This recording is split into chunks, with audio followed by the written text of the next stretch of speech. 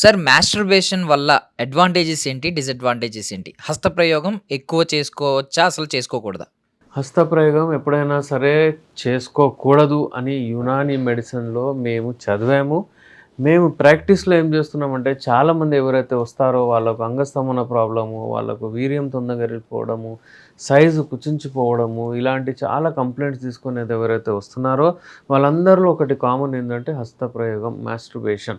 మనం మాస్టర్బేషన్ మీరు చేయండి, చేస్తే మీకేం కాదు, కొంచెం చేయండి అంటే అది కుదరని పని. ఒకసారి చేసిన తర్వాత నేను చాలామందిని చూస్తున్నాను.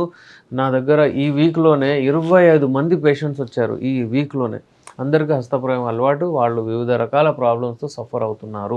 వీర్యం తొందరగా వెళ్ళిపోతుంది, అంగం అంతా మెత్తగా పడిపోతుంది ఇలాంటివి చెప్తారు. అయితే డిసడ్వాంటేజెస్ చాలా ఉన్నాయి. హస్తప్రయోగం చేయకూడదు. ఒక రీసెర్చ్ ప్రకారం ఏం చేశారంటే ద ఓన్లీ థింగ్ ఈజ్ సెక్స్‌లో యూజువల్లీ ఏంటంటే అంగం గట్టిగా పడేది అంగానికి అలవాటు ఉంటది అంతే. హస్తప్రయోగం చేయడం వలన బ్లడ్ సర్క్యులేషన్ అక్కడ పోతా ఉంటది. అంగం గట్టిగా పడతది. ఉంటది. కానీ ఇది ఎప్పటికీ సరైనది కాదు.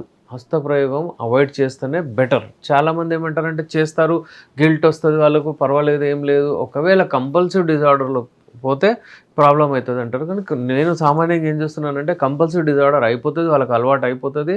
దానివల్ల వివిధ రకాల ప్రాబ్లమ్స్ వస్తాయి. సో, అడ్వాంటేజెస్ చాలా తక్కువున్నాయి. డిసడ్వాంటేజెసే చాలా ఉన్నాయి. అందుకనే ఏంటంటే హస్తప్రయోగాన్ని అవాయిడ్ చేయడమే బెటర్.